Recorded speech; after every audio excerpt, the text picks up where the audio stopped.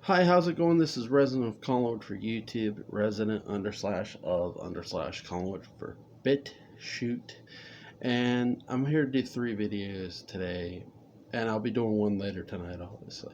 Um, my first video is: could Halloween be the 1 through 8 timeline be tied together as a television series? Absolutely. The biggest myth ever created was that the 1 through 8 timeline couldn't be tied together. Now, mind you, I'm not including Season of the Witch because that's an alternate reality. But I'm talking 1, 2, 4, 5, 6, 7, and 8. Look, I've not only done that, there are other fan fiction writers who have done that and done an amazing job. Is it a hard process? No, that's the first part. Is it something you have to have extreme patience with as a writer? Yes, it depends though too how what you're writing it as. If you're writing it as a movie, it's something you want to address and address right away and have a character you can address it through. And not just one character but other characters, because you need more than one character to sort of piece this together. One character could sort of get the ball rolling, and then you have other characters that get introduced through other characters. Again, this all would have to accumulate in the town of Haddonfield. That's the one thing I did with Halloween 9 Homecoming. Now, with Halloween Hell on Halloween Night, I didn't set it in Haddonfield. I set it in Collinsport because that's where Barnabas is. And yeah, I did tie the 1 through 8 timeline together there too. Now, for a series, Ghost of Haddonfield is a 31-day story that I wrote, and it's more done in the grain of what a TV series would be. Here's day 1 of October 1st. Here's this kid moving to the town of Haddonfield. Here, he does not know about the history of the town. Could you have that in this day and age? You could, if somebody were truly ignorant enough about the history of the town and somebody just did not give a shit about moving. And there is still some of that around, but again, with the internet, it does get hard. It is harder and harder to pull off. So I probably wouldn't do that story again because it gets harder and harder to pull off because of technology and just people living their life. People do live their lives vicariously through the internet. Now, not everybody, but most. So that's something I'm familiar with. I'm old enough to know there was once upon a time not an internet, not a YouTube, not what I mean, not a Twitter. There wasn't all this media outlet. That's something I feel a lot of younger fans get lost in, that there wasn't all this for you to sort of find out about. You had to literally go find it or read it in a magazine or find out about it in a different way or just through other fans. That's the one thing I remember most about growing up. When I was growing up, there wasn't this big internet. There wasn't this boom. Even in 1998 when H2O came out, the internet wasn't a boom thing yet. Yeah, it was there, but it wasn't big, like it is now. And sorry, for Halloween 1 through 8 timeline to work as a television series, what's something I would want to see done is this not to be set in October right away. To me, start this in either September or even August or September. I want them to show the change in the weather from summer to fall and the moods to change in Haddonfield. Now, not everybody's mood changes when Halloween approaches, because not every you don't want to set up the same character traits with every character that lives in that town. Some people live their lives as, hey, Michael Myers is dead and gone. We can move on. We haven't seen him, in a long, long time. Yet there are some people who know of there have been other Halloween murders going on in other states, but the people who doubt that Myers is alive say that's just a copycat killer or killers. They're not coming here. That's not our problem. You also you got to have diversity. So you want to have not just white. You want to have African American, Asian American. You want to have all sorts of races in this town because again, towns, they don't necessarily change, but people do come and go. You know what I mean? Your neighbor 10 years ago might not be your neighbor now, depending on where you live. So there is that. There's always somebody coming and going from a moving standpoint in certain towns, and Haddonfield could be that. You also want to have, integrate your new characters first. You don't want to have a John Tate right away. You don't want to have somebody familiar right away. And the reason I say that is because those characters like John Tate, Tommy Doyle, Kara Strode, they're already established characters down. Even if you mention Dr. Loomis, you can't have Dr. Loomis, but if you mention him, those are already like established characters. So you could have John Tate later down the line in a season, but I wouldn't have him in say season 1 of this series. I would have all new characters and introduce the people who have either been living in Haddonfield, their whole life. Some of the families haven't left. Some of the families have kids, and you're more getting the story not just from the adults who have lived through the experience of Michael Myers, but you're also getting mainly the experience through their kids or even their grandkids who are living in this town, going to school, and they're either indifferent to how their parents feel or they feel the same. And mainly you want you want the younger sort of kids to me to be sort of like, listen, this whole Michael Myers thing is ridiculous. They're the kids to me, for the most part, would be sort of against the adults in some sense. The kids would be more, listen, Michael Myers, who gives a shit, right? They're sort of ignorant because they've never experienced it. They've never experienced the terror of this killer and what he's capable of. That's something you could definitely have, even with the internet, because nothing beats personal experience. Nothing beats literally living through it. Though the biggest testament to that is Laurie Strode and Jamie Lloyd and Rachel Harris or Tina Williams. They went through that hell. You know what I mean? Or even, Freddie Harris, he went through that hell. Sarah Moyer, she went through that hell of, experiencing Michael Myers. And that's what Michael Myers is. And I'm not trying to steal something from Freddy. He's a living nightmare. He's living flesh, and he literally is the purification of evil. He's pure evil, as Dr. Loomis has said, and I'm not trying to pun this at all.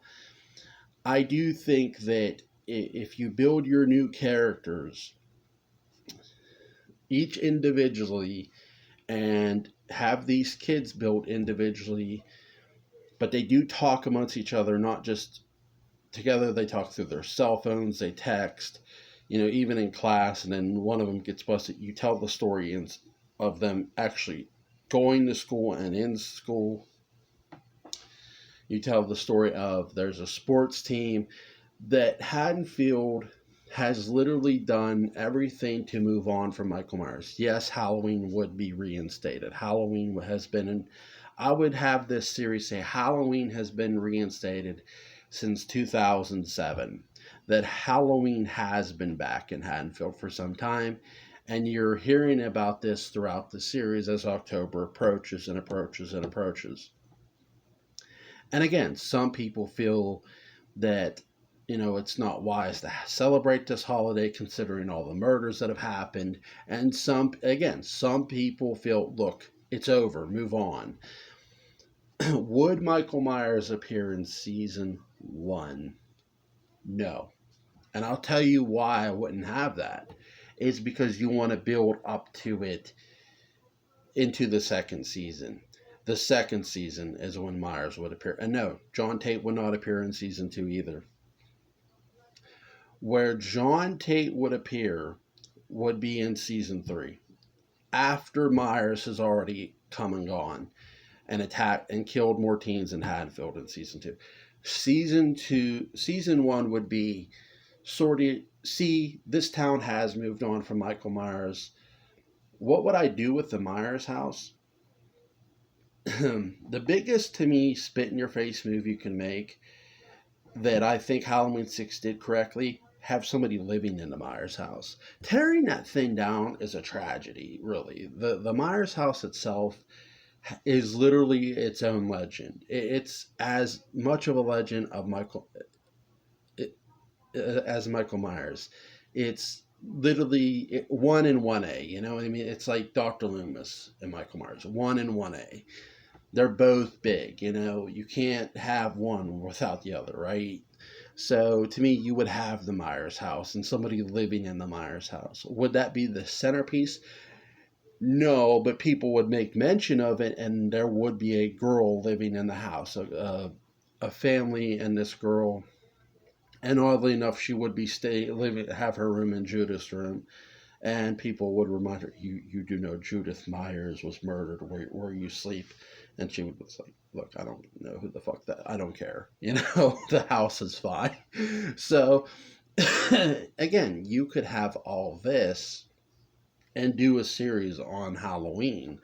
And where Michael Myers would really take effect in season 2 is this. After season 1, and everything's fine and dandy, and you see that when you come back for season 2 and you're building the fall back up, people are actually starting to believe they can live in this town normally. After years and years and years and years of tension from certain sides, those sides are finally starting to let up and go, okay, maybe this is over. Maybe he's gone for good. And maybe those other killings are just copycat killings. Why wouldn't I have John Tate in season 2? Because John Tate, to me, needs a reason to come back to Haddonfield besides his mother's death. I like the idea of retribution and him wanting to come back to Haddonfield. But to me, for John just to go back now, John wouldn't just go back now. He would probably already be there. But to me, even having John Tate there it would feel forced already. You know what I mean? Like, for me, for John Tate to already be there would just in this television series would feel forced. I'd rather him hear about the killings and then go there. Like, son of a bitch, and then go back.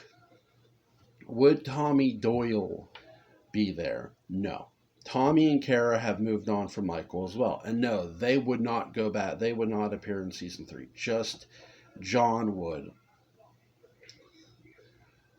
What would happen with Tommy and Kara is Tommy and Kara are really... I love Kara Strode.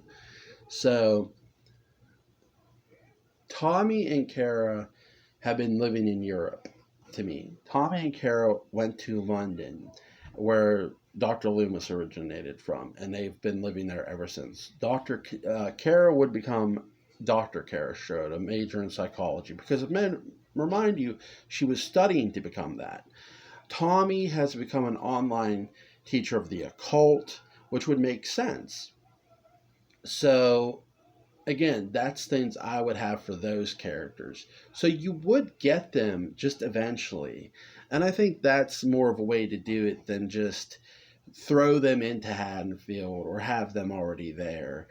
I'd rather them be living their own lives separate from that town because I don't feel you need them right away. Again, I feel you need to build your newer characters first and then bring them aboard. Again, John would appear in episode 1 of season 3 to me after Michael Myers strikes at the end of season 2. And how many people would he kill? He would kill exactly 8. And I'll tell you, you don't want too high of a body count. You just wanted enough to know Myers did return, and the town is in most people are in disbelief, shock, the fear of Myers.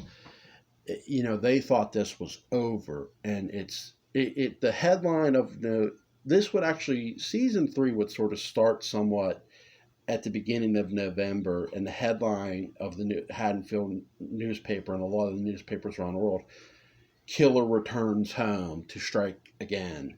And that's something they could really use to sort of help with this series. How many seasons would this last? I don't know. I think enough to one, tie the timelines together, obviously, because that's the point of this series. That's the long point. But you don't want it to be an immediate, I know I said you want it done right away. If it was a movie, yes, you want it done right away. If it's a series, if it's a television series, it's something you can stretch. It's something you don't have to just throw it at the audience right away and just sort of rack their brain right away. That's what Ghost of Haddonfield. I took my time in piecing the timelines together because I did not want to rack the reader's brains and going, oh my God, this is a lot to process. No, I slowly introduced the ghost, and Max met the ghost, and you heard their story and how this connected.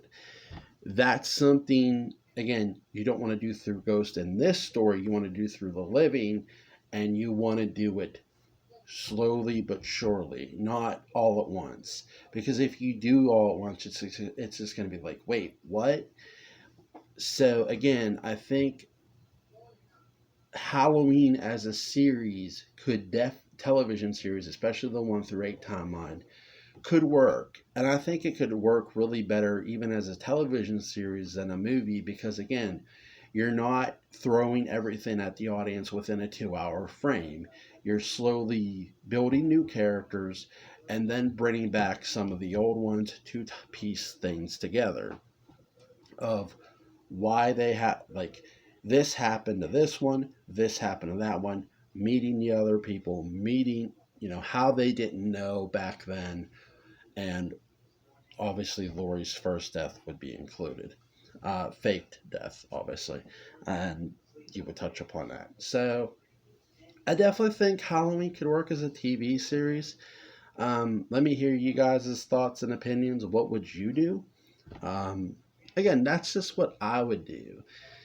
That's just something I wouldn't mind seeing. So I definitely want to hear you guys' thoughts and opinions on this. I got 2 other videos to do today, and then tonight I'm gonna do a read-along review for John Philip Betancourt's continuing vlog series, The Return of Dark Shadows. So I'll see you guys here in a bit.